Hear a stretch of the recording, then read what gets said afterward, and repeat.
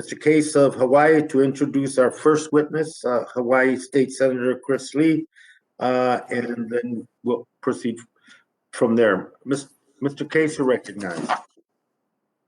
Thank you so much, Mr. Chair. I am really honored to introduce my friend and colleague, Hawaii State Senator Chris Lee, who has been a passionate advocate for environmental issues with a long history of working in a bipartisan matter in Hawaii and nationally.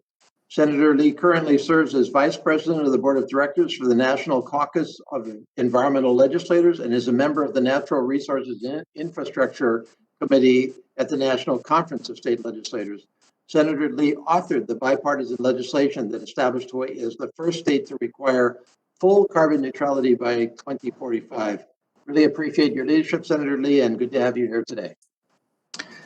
Thank you very much. Chairman Gravala and Ranking Member Westerman, really appreciate the opportunity to testify in the Ocean-Based Climate Solutions Act. To keep it short, because I know we're running along here, climate change has been harming our entire nation. Taxpayers across from coast to coast and out here in our islands are hemorrhaging money and funds as a result of having to deal with climate impacts. And states are taking action, but we do need federal assistance because we know that the faster we're able to act, the less it will ultimately cost taxpayers, the less it'll cost states, and the less it'll cost our economy. So this bill in particular deals with a number of things, and it's going to help protect against the cost of sea level rise that's impacting homes, which in our state are falling into the ocean. It's going to help to adapt to rising seas. For our part, we've done some of the highest resolution sea level rise analysis in the world on Hawaii, and we found that we're on par to lose about $19 billion of homes and displace 20,000 residents in the coming few decades. We're looking at $15 billion in highways we're going to have to move inland, and we're already having to spend hundreds of millions of dollars to do that, just to keep them above water. This bill will also help protect taxpayers against the cost of plastics and pollutants that are entering our oceans at unfathomable rates. We're spending millions on the part of states and local municipalities to clean this up, and these are costs that are hidden, but taxpayers are being forced to bear to clean up. Also, the cost of energy. This bill will help speed up renewables, offshore wind, and other opportunities that we know are cheaper than other traditional fuel sources. And in Hawaii and in California, who have in part led the way making this transition already, we know that getting off of costly fossil fuels has already reduced our electric bills by about $39 a month since 2011, which is huge amounts of money. About $3 billion in savings we've already locked in by switching over to renewables. And if we go a little bit further, we got billions more to save. And we know that government bureaucracy has been basically holding back some of those opportunities, offshore wind and others, just mired in endless red tape. This bill lets that innovation move forward. It helps advance these kinds of projects that will reduce costs across the electric grid and help taxpayers and ratepayers all around the country. And we know that there's an opportunity for this bill to also help protect businesses and the economy. We know that beach loss is a huge deal. It affects my 4-year-old niece who can't play on the same beach I did growing up in Hawaii. Waikiki, perhaps the most prominent beach in the country, if it loses that beach, which is currently eroding rapidly, that's $2 billion out the door. And it's a rare case where hotels and businesses stepped up and said, you know what, tax us more so we can help restore this beach. When we lose our reefs, as other witnesses had mentioned, there's a huge economic cost. Those contribute $477 million to our local economy in Hawaii alone. Florida has its reefs and other millions and hundreds of millions of dollars in protections that they provide. Most of all, the ocean economy around the country provides over $373 billion to GDP, and this bill will take critical steps to help protect those natural resources, businesses, and economies that rely on them. Most of all, it'll help protect our families. We know hurricanes have been intensifying as a result of warming seas. We know that along the Gulf Coast, colleagues that represent at the state level, those states have been pleading for additional help to help prevent the kinds of property loss of lives that we know that those things can lead to. And this will help empower those local communities to help save the natural barriers that protect them from these kinds of events. But also, climate action is creating jobs and boosting the economy, and this bill can work hand in hand with a lot of that. California and Hawaii, as I mentioned with the first act, there's a clean jobs economy going on that's been producing a whole lot of new opportunities and complete industries that have helped save our economy through the last recession. And in California have led to hundreds of thousands of jobs created, 350,000 still on track to be created by 2030 as a result of meeting those clean energy standards. And this bill will help accelerate that kind of growth. Finally, we look at clean investment, sustainable fisheries, which can provide for more stable future jobs and economy in those areas. Alternative to plastics that are creating new businesses and jobs that didn't exist even a few years ago.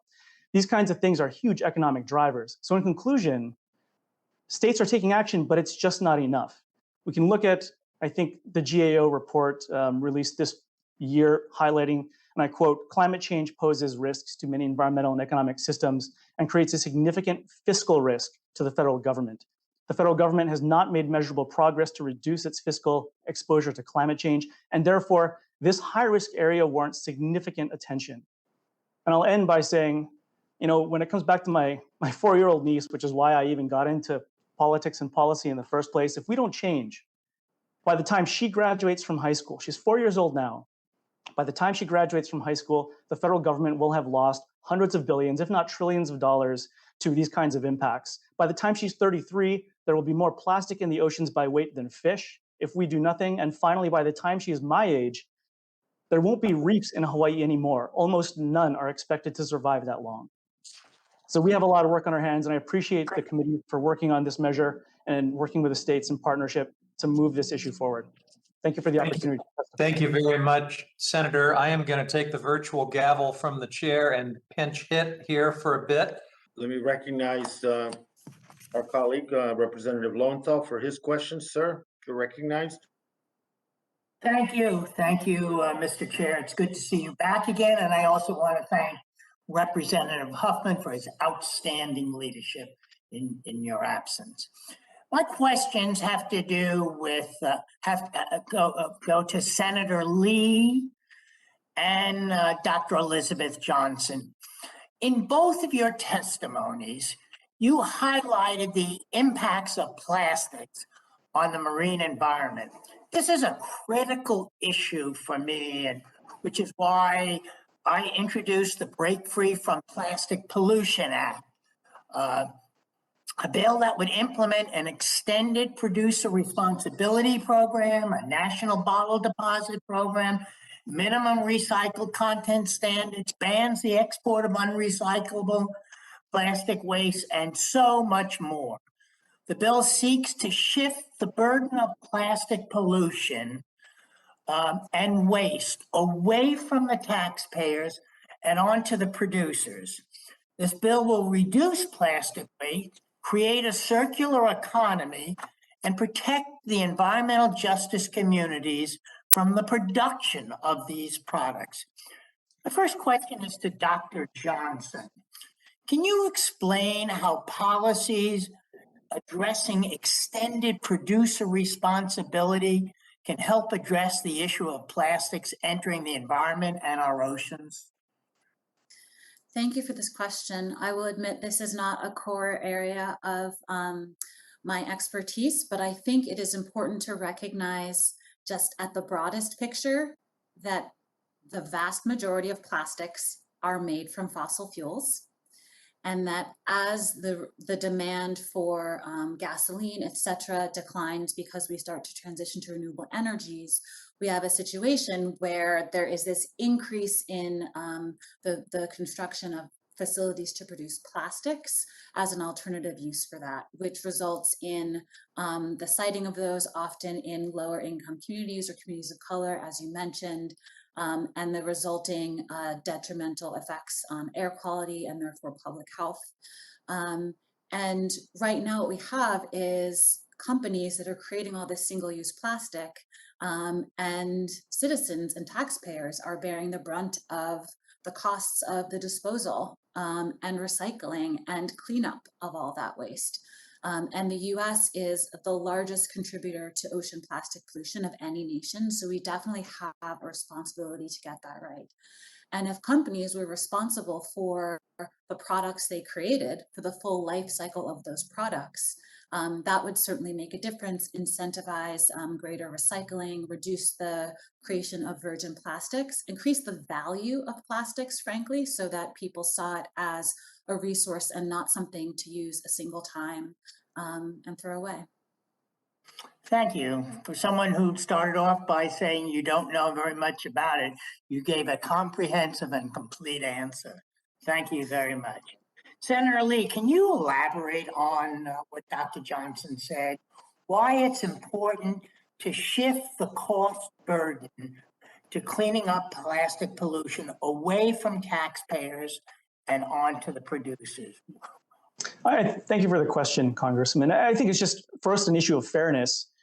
We ought to have a system in which people aren't going to be saddled with costs, even though they do their part to avoid throwing something in a river that ends up in the ocean or on a beach. Where I come from, every beach in Hawaii is littered with plastic. The #1 and #2 beaches regularly ranked around the country, Kailua and Lanikai, you put your hand in the sand and you come out with sand and tons of microplastic. On a beach just up the highway, there's a beach where you have thousands of pounds of plastic and other marine debris regularly collected. This is what has to be dealt with. We can't not pay to clean this up because it affects our economy, it affects our way of life, and it ends up in our storm drains, clogging things up, and our state and county governments end up footing the bill, which goes on to taxpayers. But there is opportunity.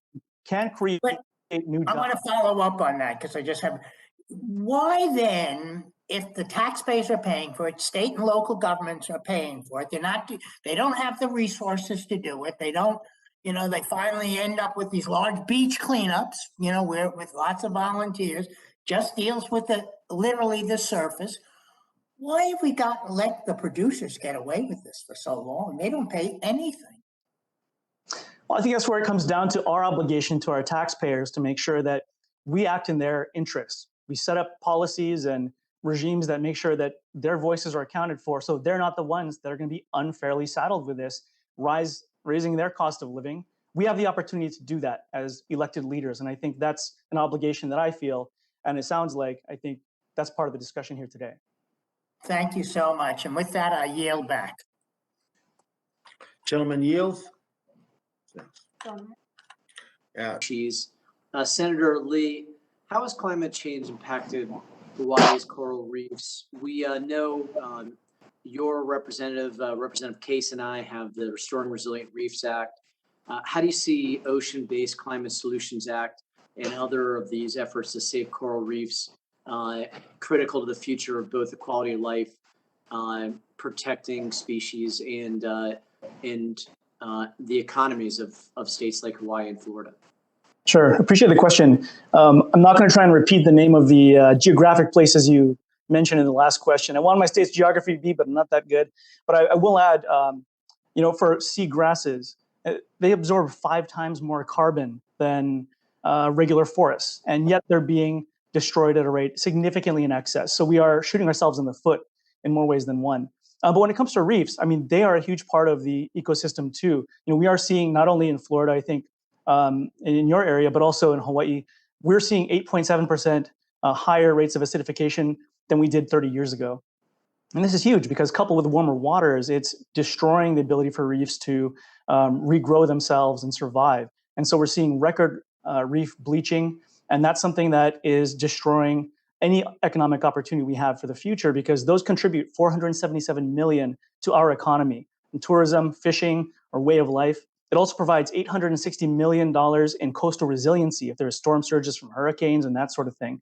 So we know that these things are critical. We have to have them preserved as much as possible. And this bill would really go a long way to trying to coordinate agencies, put in some resources to try and take those first steps to see what kind of steps can actually save those reefs and save the economies and jobs and ultimately lives that are at stake that they're protecting. Thanks so much, Senator Lee. On this committee, we see this tension between states like ours that are really vulnerable to climate change, that have huge tourism and agriculture economies, versus those hailing from energy states. Our jobs are affected by these issues. Our way of life is affected by these issues. And I applaud you, Chairman, for bringing these bills forward.